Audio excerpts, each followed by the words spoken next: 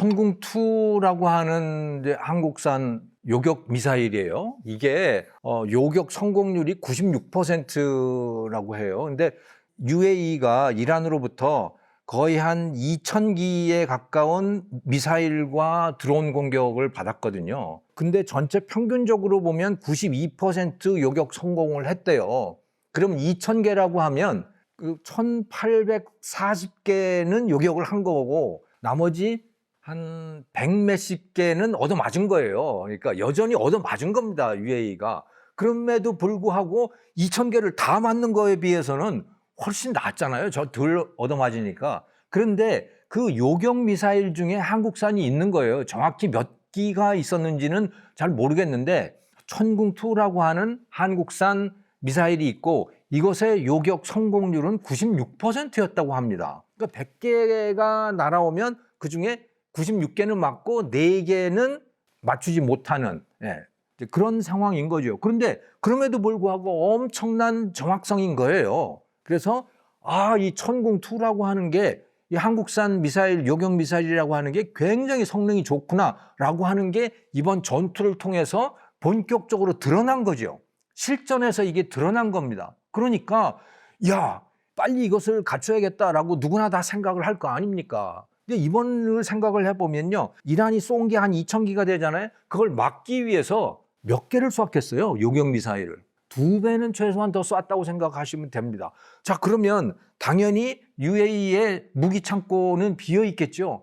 빨리 이걸 채워야 됩니다. 빨리 채워야 되는데 여기에 뭘 가지고 채울 거냐? 그들이 가장 원하는 건 아마도 미국산일 거예요. 패트리엇 미사일이라고 하는 것일 거예요. 패트리엇 미사일은 그런데 미국이 공급해 줄 수가 없어요. 왜? 미국도 지금 창고가 비어가고 있잖아요. 그리고 그 패트리엇을 만드는 만드는 능력이라고 하는 게 1년에 1,000기도 안 돼요. 미국 내에서 만들 수 있는 능력이라고 하는 게. 그걸 만들면 자기 창고를 채워놔야 되잖아요. 남의 나라에 줄 여유가 없는 거예요. 그런데 한국은 지금 전쟁을 하고 있는 상태가 아니니까 무기 창고들이 채워져 있을 거 아닙니까? 그것을 지금 방산업체에서 만들면 계속해서 공급해 줄 수가 있는 거죠. 거기다가 굉장히 정확도가 높고 플러스 가성비도 또 좋은 거예요. 이게 요격률이 96%라고 했지만 이것은 사실은 한국산 패트리어트라고 했어요. 그러니까 패트리어트 미국산을 기본적인 모델로 하고 그 기술들을 담고 있는 거고 거기에 이제 러시아 기술도 어느 정도는 가미가 되고 그렇게 해서 만들어 놓은 이 요격 미사일인데요. 네. 근데 미국산이 있고 한국산 천궁이 있고 또 이스라엘산이 또 있습니다. 이스라엘의 데이빗 슬링이라고 하는 다윗의 팔매 뭐 이런 거 있잖아요. 그게 데이빗 슬링이라고 하는 건데 이게 비슷한 역할을 합니다. 근데 가격이 어떻게 되냐면요. 미국산 패트리어트는 뭐 평균적으로 하면 한 50억 대요. 1기당 50억. 한국산은 15억. 이스라엘도 15억 정도 하는 거예요. 가성비가. 자, 그런데 UAE 입장에서는 그러니까 한국산이 매우 매력적이겠죠? 값도 싸지, 금방 또 공급해 준다지, 그 정확도도 상당히 높지. 근데 이게 이스라엘산도 있잖아요. 비슷하단 말이에요. 근데 이스라엘산은 좀 깨름직해요. 왜? 아니, 이스라엘은 유대교고 자기들은 이슬람교잖아요. 그러니까 이스라엘하고 너무 친하는 것은 자기들로서는 원치 않아요. 그런데 한국이라는 나라는 뭐 그거하고 아무 관계가 없잖아요. 그러니까 한국산을 선호할 수밖에 없는 거죠. 그래서 지금 이와 같은 무기 시장이 형성되고 있는 거고 이거는 UAE뿐만이 아니고 사우디, 카타르 주변 국가들 다 마찬가지고요. 또 저기 동유럽에 러시아하고 전쟁을 해야 되는 전쟁 가능성이 높아지고 있는 그 나라들 폴란드라든가 에스토니아, 루마니아, 핀란드, 스웨덴 이쪽 나라들도 다 지금 비슷한 입장일 거예요. 미국산을 들여오자니 미국이 공급을 못 해줘. 이스라엘산, 그쪽은 이제 이스라엘산을 쓸 수도 있겠죠. 하지만 그건 못지않게 정확도가 높은 한국산에 대한 수요가 굉장히 높아져 있는 상황이다. 이렇게 이해를 하시면 될 것 같아요. 그 연구소들이 추산을 해놓은 숫자에 따르면 기름값이 오르면, 그러니까 배럴당 $100 정도가 유지가 될 경우에 한국 경제가 부담해야 되는 추가 손실, 추가 유가 구입 대금, 그게 한 1년에 25조 원 정도가 된대요. 그런데 한편으로 방산 수출이 늘어나서 얻을 수 있는 추가 수입이 한 26조 원 정도로 추산을 하더라고요. 그러니까 두 개가 비슷비슷해요. 그러니까 방산이라고 하는 게 좀 상징적인 의미가 있어서 굉장히 사람들이 열광을 하고 그러는데, 사실은 방산이라고 하는 게 그렇게 규모가 크지를 않아요. 우리 반도체를 보면 한 1,500억 달러 되는데 방산은 한 200억 달러 뭐 이 정도예요. 그러니까 이게 50%가 늘어난다고 하더라도 100억 달러 정도 늘어나는 수준. 이 반도체 수출 늘어나는 거하고는 비교가 안 될 정도로 뭐 그 정도 수준이에요. 네. 하지만 여전히 뭐 그것은 꽤 중요한 것이고, 그래서 그 단순 숫자 비교만 놓고 본다면 뭐 방산 수출 늘어나서 늘어나는 수입하고 유가 때문에 보는 손실하고 해서 되게 비슷하다라고 이제 이렇게 볼 수가 있는데, 하지만 더욱더 큰 거는 한국이 굉장히 중요한 나라가 되어 간다라고 하는 거, 이게 굉장히 중요한 사실입니다. 한국 무기를 좀 줘. 이건 무기를 수입해 간다는 거는요, 이건 단순한 무슨 수출 정도의 문제가 아니잖아요. 그 나라에 의존하게 된다는 거거든요. 정치적으로 의존하게 된다. 또 지정학적으로 의존하게 된다는 건데, 한국이 그런 나라가 되어가고 있는 거예요. 중요한 나라가. 예를 들어 UAE라든가 사우디라든가 또는 폴란드라든가 이 나라들이 자기의 운명을 한국에다가 어느 정도 맡기는 그 상대방이 되어가고 있는 거예요. 이게 굉장히 중요한 의미인 거죠. 근데 이것은 좋은 것인가? 뭐 한편으로는 뿌듯하기도 하지만 한편으로는 매우 위험한 일입니다, 이게. 왜? 책임을 져야 되잖아요. 전쟁의 당사국이 되어가는 겁니다. 생각을 해보십시오. UAE가 한국 무기를 가지고 이란 미사일을 막아내잖아요? 그러면 이란의 입장에서는 어떻겠습니까? 저거 봐라? 한국이라는 나라가 아주 괘씸하네? 당연히 이렇게 되겠죠. 이란이 그런 입장을 갖게 되면 중국은 또 어떻겠어요? 이란하고 친한 중국은. 또 러시아는, 북한은 어떻겠습니까? 지금 이런 문제예요, 이게. 그래서 한국이 굉장히 중요한 나라로 부상하고 있다. 이건 분명한 사실이에요. 그런데 우리가 그걸 감당할 수 있는가? 우리는 지금까지 너희 전쟁에 안 끼겠어? 근데 그냥 무기는 팔게 라고 하는 거였어요. 근데 이제 그게 점점 더 어려워집니다. 선진국들을 한번 보시면요, 프랑스도 그렇고, 프랑스가 무기 수출 많이 하는 나라잖아요. 미국 당연하고. 무기 수출을 할 때 어떻게 합니까? 그 나라가 인권 침해국인지 독재국가인지 뭐 이런 거 다 따져서 해요. 무기 수출하기 위한 어떤 통제 시스템이 있는 겁니다. 왜? 그게 세계 정세에 너무너무 중요한 역할을 하기 때문에, 영향을 미치기 때문에 그런 거예요. 그래서 자기 나라의 정치적인 입장에 맞는 나라에게 대해만 무기 수출을 합니다. 우리나라는 지금 그거 하나도 안 했어요. 근데 그런 거 안 하는 나라가 어느 나라입니까? 중국과 러시아예요. 이 나라들은 무기 강국임에도 불구하고 상대방 국가가 독재 국가인지 뭐 인권 침해를 하는지 안 하는지 전혀 따지지 않고 그냥 무기를 제공하잖아요. 그러니까 이 나라들은, 중국과 러시아는 독재 또 권위주의 정권의 후견인이 돼 있는 겁니다. 중국, 러시아하고 가까운 나라를 다 한번 보세요. 그게 이란이고 베네수엘라고 뭐 터키고 뭐 다 그러잖아요. 다 그 독재 국가들이에요. 벨라루스 뭐 이런 나라들. 우리가 잘못하면 그렇게 될 수 있어요. 그러니까 그냥 무기 수출이 늘어난다고 해서 야, 우리나라 중요한 나라야. 으쓱까지는 좋은데 책임도 생겨나는 것이다. 잘못하면 미국이나 프랑스나 이런 서방 선진국들한테 우리 한국이 얻어맞을 수가 있습니다. 너 뭐하냐?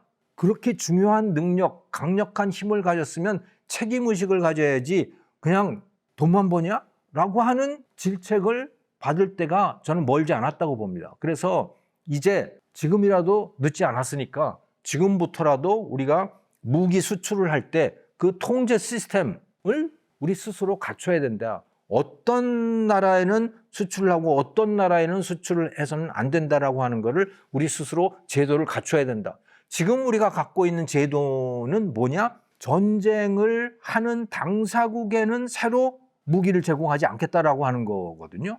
그런데 그것만 가지고는 안 된다. 이젠 UAE가 전쟁 당사국이 아니지만, 하지만 전쟁에 언제든지 끼어들 수 있는 거고, 그러면 우리는 UAE 편을 들어야 하는가라고 하는 판단을 해야 된다는 거예요. 단순히 무기 팔아서 돈 번다 여기서 그칠 수 없는 그런 지위로 우리나라가 위상이 높아져 가고 있다. 이렇게 생각을 하셔야 될 것 같습니다.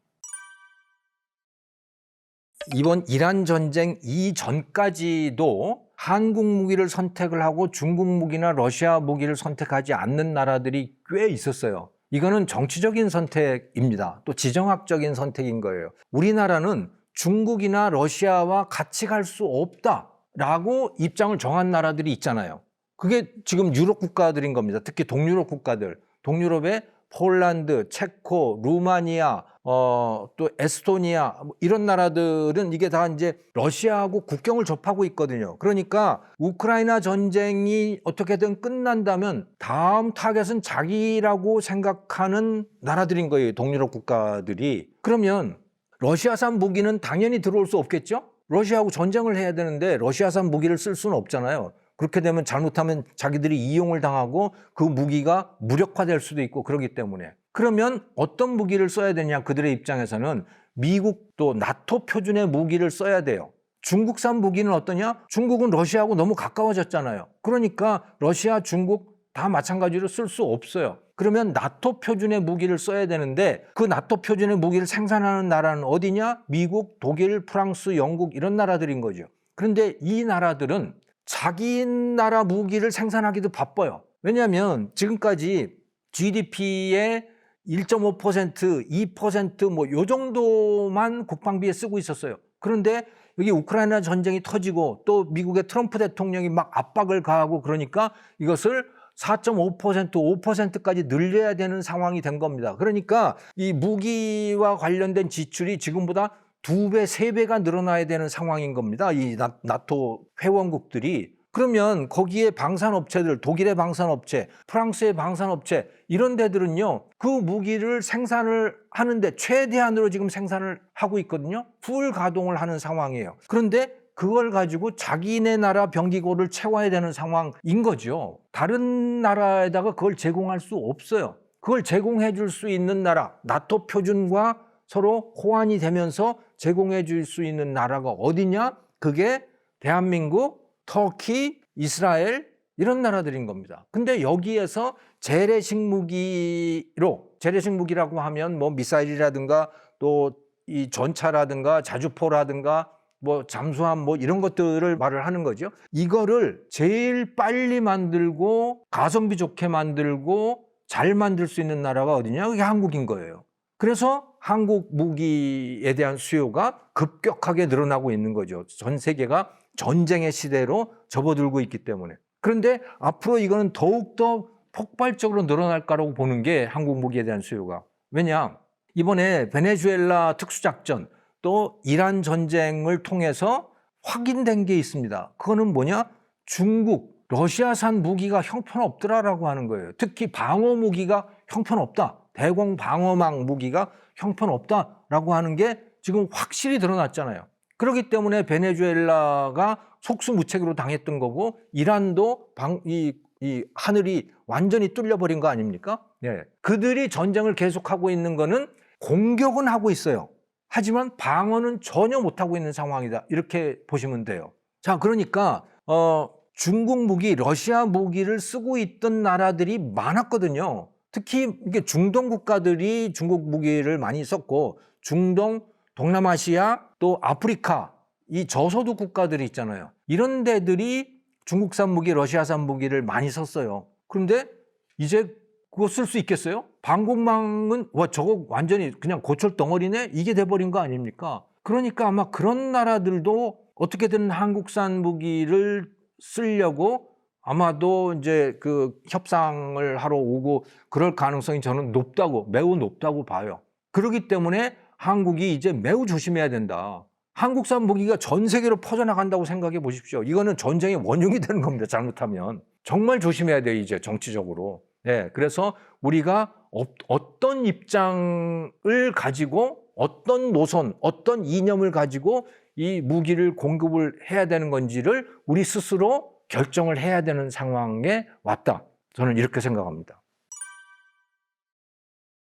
GFP라고 하는 겁니다. 글로벌 파이어파워 인덱스라고 하는 것인데 이거는 이제 핵을 제외한 군사력을 가지고 그러니까 병력 숫자, 국방 예산, 무기 보유 정도 뭐 이런 걸 여러 개를 가지고 가중치를 해서 합산을 해서 점수 매겨서 그걸 가지고 순위를 매긴 거예요.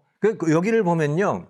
1위는 당연히 미국, 그다음에 러시아, 중국, 인도, 그다음에 한국이에요. 1, 2, 3, 4위를 보시면 이게 다 인구가 최소한 3억은 넘어가는 나라들이지. 미국이 3억 5천, 러시아는 한 1억 5천 되는구나. 중국이 14억, 인도는 15억 이렇게 되는 거예요. 병력 숫자가 어마어마한 나라들이고 국방비 규모도 뭐 엄청난 나라들이에요. 인구가 많기 때문에 기본적으로 그런 거죠. 또 그 러시아라는 나라는 원래 그 소련 때부터 그 엄청난 무기 생산 능력을 갖고 있고 군대를 갖고 있고 그런 나라였던 거죠. 미국하고 전쟁을 그 대결을 계속 했던 나라이기 때문에. 그런데 한국이 그 다음이에요. 한국은 인구가 5천만밖에 안 돼요. 정말 엄청난 거예요. 그러면 한국 밑에는 누구냐? 프랑스, 영국, 이탈리아 뭐 이런 나라들이 그게 한국 밑에 있어요.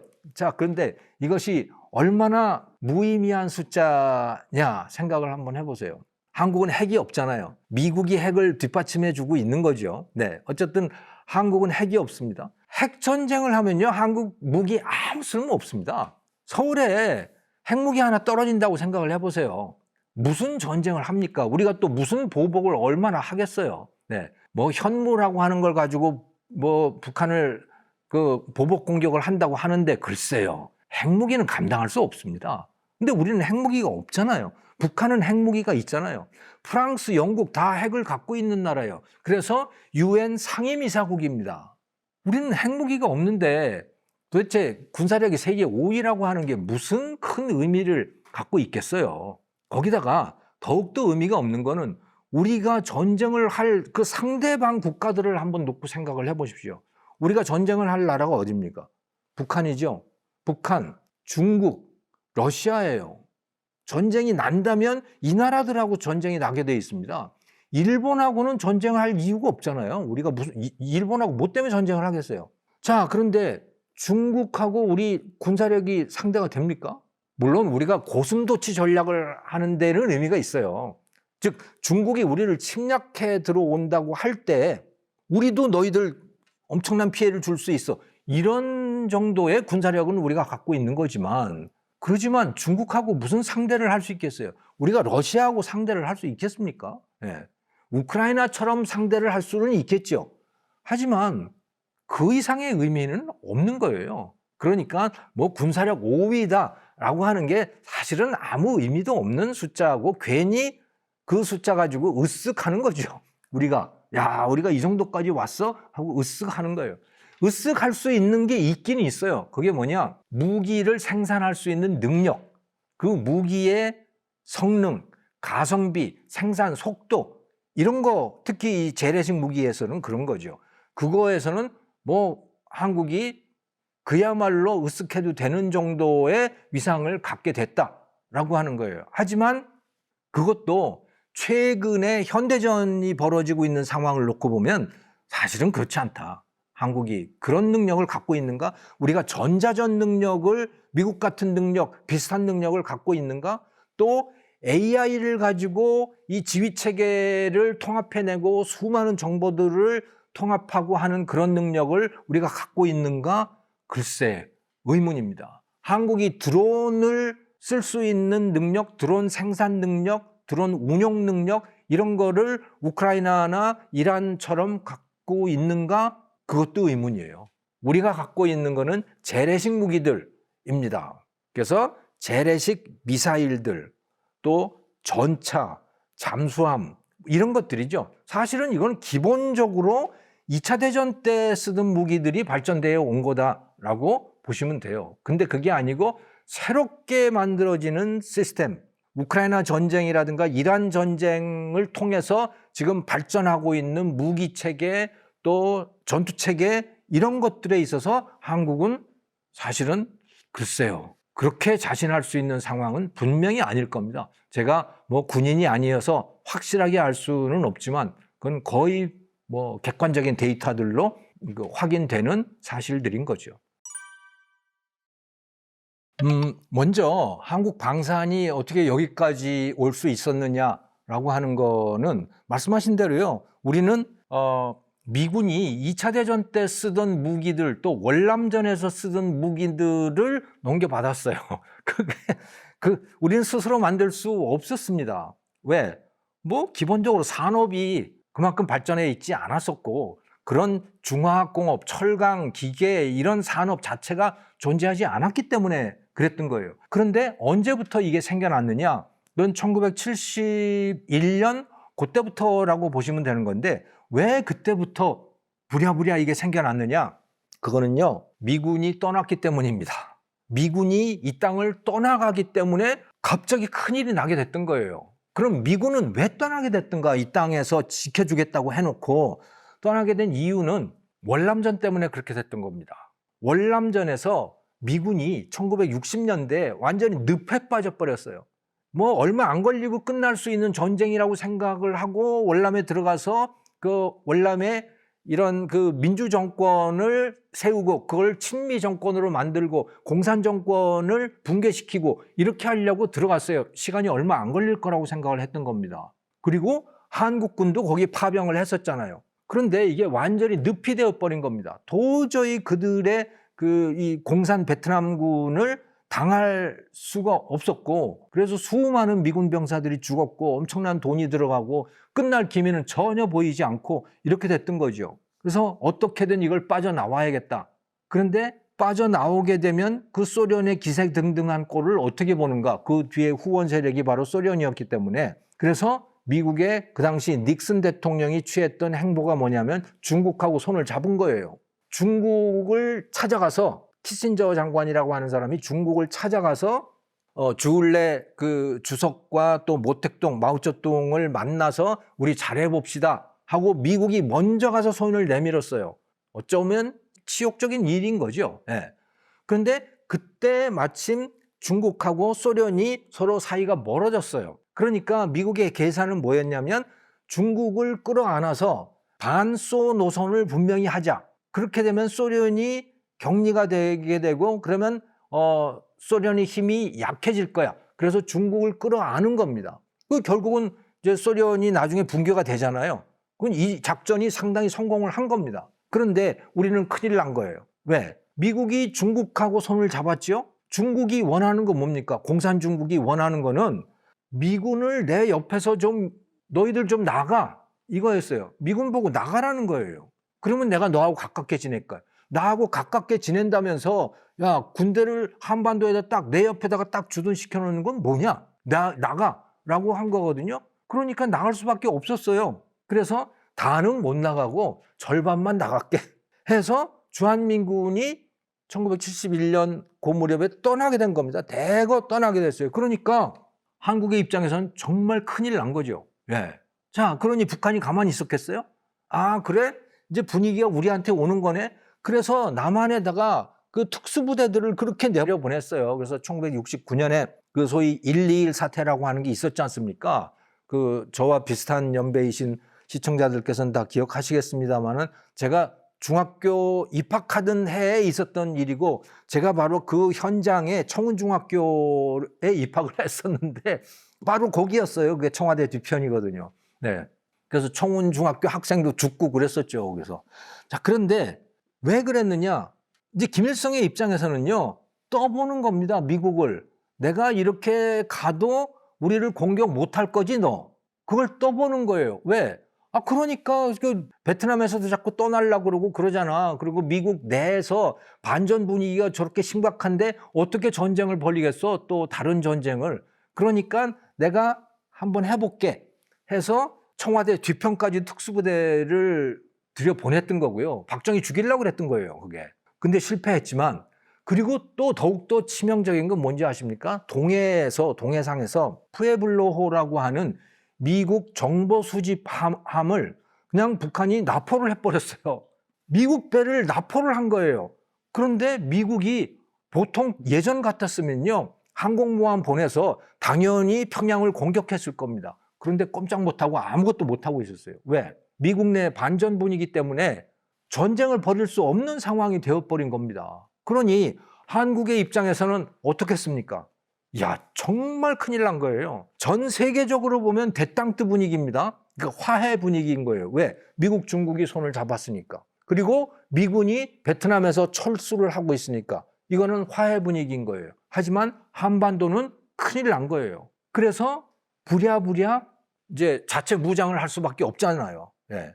그래서 부랴부랴 군수공장을 만들기 시작했는데 잘 안 되는 거예요, 이게. 무기를 갑자기 만든다고 무기가 만들어집니까, 그게? 그래서 할 수 없이 어떻게 하느냐? 소위 중화학 투자라고 하는 걸 그때부터 본격적으로 시작을 합니다. 무기를 만들려고 하니까 미국이 무기 기술을 잘 주지도 않아요. 왜냐하면 잘못하면 여기 전쟁 벌이게 생겼거든. 박정희 대통령이 북한하고 잘못하면 전쟁을 벌일까 봐 그게 두려운 거예요.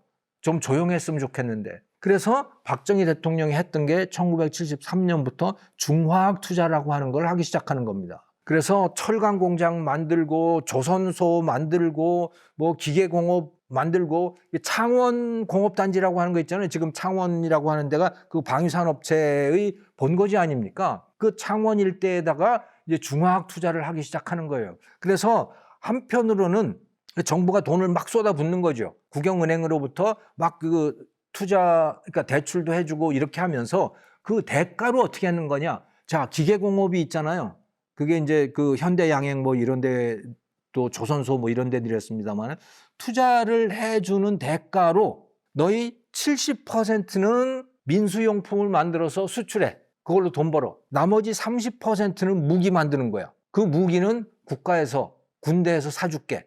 이런 시스템을 만들게 됩니다. 그게 방위산업체 개념인 거예요. 한편으로는 민수용품을 만들어서 예를 들어 조선소 같으면 이제 선박을 만들어서 수출을 하는 거죠. 근데 30%는 군함 만들고 잠수함 만들고 뭐 이렇게 된 거예요.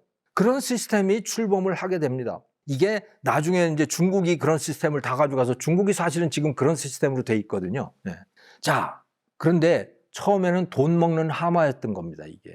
왜? 실력도 없지, 뭐 제대로 할 수 있는 게 없잖아요. 그러다가 차츰차츰 실력이 쌓이게 되고요. 1980년대에 들어가니까 소위 삼저 호황이라고 하는 그런 그야말로 한국 경제가 기회를 맞이하게 되는 겁니다. 미국이 일본을 때리기 시작했잖아요. 플라자 협정 뭐 이런 걸 통해서. 그리고 반도체 협정이나 뭐 이런 걸 통해 가지고 일본 경제를 미국이 주저앉혔어요. 그 반사 이익을 제일 크게 누렸던 데가 어디냐면 대한민국인 겁니다. 그래서 반도체도 그렇고 뭐 조선업도 그렇고 기계공업도 그렇고 한국 경제가 70년대 시작했던 그 중화공업이라고 하는 게 붐을 맞이하게 되는 거죠. 그렇게 되니까 돈을 많이 벌 거 아닙니까? 그 돈이 또 방위산업에 또 투자가 될 거 아니에요? 이런 선순환 구조를 마련하게 됐던 겁니다. 그래서 한국 경제가 중화공업이 크면서 방위산업이 크게 됐는데 여기에 또 하나 매우 중요한 요인이 생긴 거예요. 그게 뭐냐면 1991년에 소련 붕괴예요. 소련이라는 나라가 붕괴가 돼버렸잖아요. 그러니까 미국이라든가 서방 진영 국가의 입장에서는 적이 없어진 겁니다. 지금까지 무기를 생산한 이유가 뭐예요? 군대를 기른 이유가 뭡니까? 그거는 소련하고의 전쟁을 염두에 뒀던 거예요. 언제든지 소련이 공격할지도 모르겠다라고 하는. 근데 소련이 붕괴가 돼버렸어요. 그러면 적이 없어졌잖아요. 그럼 무기를 생산할 이유도 없어진 거죠. 군대가 무기를 잔뜩 사놓을 이유도 없어진 겁니다. 그래서 무기 구매 예산이 급격하게 쪼그라들었어요. 그러면 그 방산 업체들은 어떻게 되겠습니까? 일감이 없어지는 거죠. 그래서 다 문 닫고 합병하고 쪼그라들고 다 이렇게 된 거예요. 예. 그리고 그 나라들은 그 돈, 국방에 썼던 돈을 어디에다 쓰겠습니까? 그게 복지에다 쓰고 교육에다가 쓰고 그래서 복지국가가 되는 거예요. 그 나라들은. 근데 이 군수산업, 방산은 쪼그라드는 거죠. 자, 그런데 우리나라는요. 북한이 여전히 그러고 있잖아요. 만약에 북한이 그때 붕괴가 됐었으면 우리도 그렇게 됐을 거예요. 근데 북한이 여전히 그러고 있는 거예요. 그러니까 우리는 방위산업을 없앨 수가 없어요. 계속 유지하고 있어야 되는 상황이에요. 그런 나라가 몇 나라가 있었습니다. 그게 어디냐? 한국, 이스라엘. 이스라엘도 계속 전쟁하는 나라죠. 그 다음에 1989년 이후에 중국이에요. 중국은 또 왜 그랬느냐? 1970년대 말부터 80년대까지 중국은 이 그러니까 군사 예산을 거의 쓰지 않았어요. 그냥 급격하게 이 나라도 줄였습니다. 등소평 때. 그런데 1989년에 천안문 사태라고 하는 게 터지게 되죠. 이거는 반정부 시위가 대대적으로 일어난 거예요. 반공산당 시위 비슷하게 된 거예요. 그러니까 이거 안 되겠구나. 잘못하면 공산당 체제가 무너질 수도 있겠구나. 그래서 계속해서 이 군사비에 대한 투자를 계속 늘려갔던 겁니다. 그래서 세계에서 이 군사비 예산을 계속해서 썼던 몇 나라들이 있는 거예요. 그게 한국, 이스라엘, 또 저 중동에서 또 터키라고 하는데 터키 에르도안이 들어오면서 또 군사비 예산을 굉장히 많이 늘렸고, 또 이제 푸틴에 들어와서 러시아가 또 군사 예산을 많이 늘리고, 이렇게 하면서 이제 방산들이 이렇게 커져 갔던 거죠. 그런데 이제 중국과 러시아 진영을 빼고 나면 그 다음에 남는 거는 대한민국이 남게 되는 거예요. 특히 재래식 무기에서는. 근데 현대식 무기, 그 방공망 시스템이라든가 또 AI라든가 이런 데서 최강자는 지금 이스라엘인 거고요. 미국을 제외하고 나면 이스라엘이고, 지금 강자로 부상하고 있는 나라가 우크라이나라고 보시면 되는 겁니다. 우크라이나가 엄청난 방산 강국이 되어가고 있습니다. 왜? 데이터가 쌓여가고 있거든요. 어마어마한 데이터가 쌓여가고 있는 겁니다. 데이터라고 하는 건 바로 경험을 뜻하는 거죠. 그 경험을 AI와 결합하고 있는 겁니다. 지금 우크라이나가. 왜? 드론이라고 하는 게 기반이 돼 있죠. 그리고 우크라이나는 미국의 팔란티어 같은 그 실리콘밸리의 방산 기업들 있잖아요. 거기하고 지금 협업을 시작을 한 거예요. 왜 그럼 미국 기업은 우크라이나 같은 허접한 나라와 협업을 할까? 데이터 때문에 그런 거예요. 실전 경험을 어마어마하게 하고 있잖아요. 그러니까 AI를 훈련을 시키려면 실전 경험이 있어야 되는 거거든요. 일반 AI들도 마찬가지 아닙니까? 예. 사람이 어떻게 행동을 하는지, 현실에서 어떤 일들이 벌어지고 있는지를 다 데이터화해서 그걸 가지고 AI를 훈련을 시켜야 되잖아요. 그 데이터를 제일 많이 갖고 있는 데가 어디냐? 바로 우크라이나인 거예요. 계속해서 끊임없이 그 데이터가 생성이 되고 있는 거죠. 그래서 미국 기업, 또 독일 기업, 이 나토의 유럽 기업들하고 우크라이나가 지금 협업을 본격적으로 시작을 한 거고, 지금 방산 강국이 되어가고 있는 겁니다. 근데 재래식 무기 분야에서는 한국이 강국이 되어 있는 상황이고, 이렇게 이해할 수 있겠습니다.